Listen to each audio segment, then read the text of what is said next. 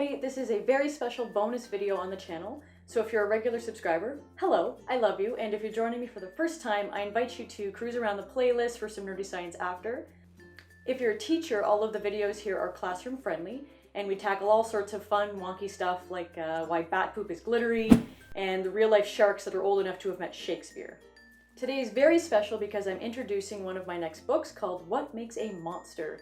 And I'm answering some questions from my very good friend Johnny Schu, who is the ambassador for school libraries at Scholastic. I want to get to his questions, so without any ado whatsoever, here we go. Number 1. Tell us about the cover for What Makes a Monster? Well, see for yourself. I personally love this cover because I think it's the perfect complement to my first nonfiction book in this series, which was Pink is for Blobfish. I've chatted with some of the readers already, and their first guess about this guy is that he is a bat. But in fact, this creature is called an aye-aye.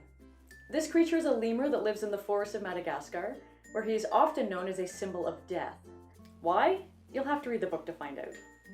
Number 2. Share 3 interesting tidbits that readers will find inside of What Makes a Monster.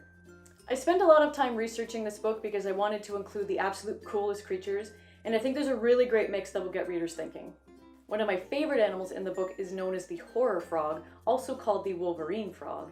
Spoiler alert, when this frog is attacked by a predator, he freaks out and he breaks the bones inside of his own little paws, and they extend out through his skin like bone claws. Sound familiar? Also included in the book is a leech so big it's named after a dinosaur that was first discovered a few years ago up a little girl's nose, an eel with not 1 but 2 sets of jaws, and of course a real-life dragon.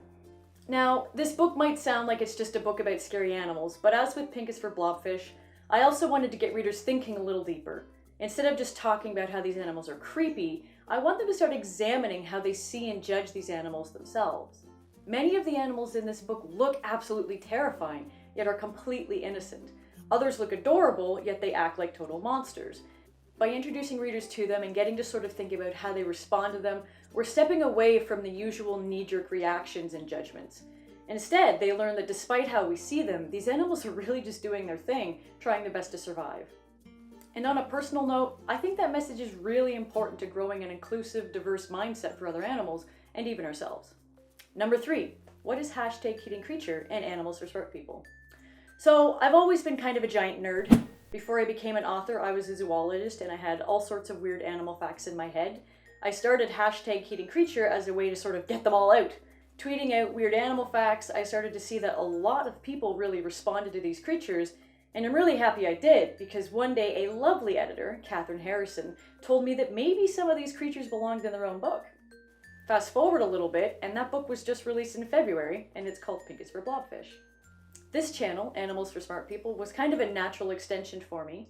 When I was in grad school, it became apparent to me really quickly that there were incredible things being discovered every day, but usually these findings are limited to research papers and stuff like that, which, sorry, can sometimes be pretty boring and hard to get through. The world of animals is way too awesome, and I think everyone should know about it, so I try to make these short, bite-sized videos based on the latest research, introducing people to new creatures and ideas in science. Number 4. Please finish this sentence starter. Mr. Schu, you should have asked me to ask you a question. Mr. Schu, what's your favorite weird animal? In fact, I'm asking everyone watching, what animal captures your imagination?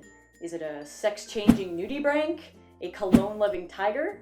Maybe it's a shark that's 400 years old. Leave me a note in the comments and I'd love to make a video on your favorite animal one day. Thanks so much for watching, guys. We will be back to our regularly scheduled programming, that's very hard to say, here next week, and I hope that you enjoyed this first look at what makes a monster. Stay nerdy.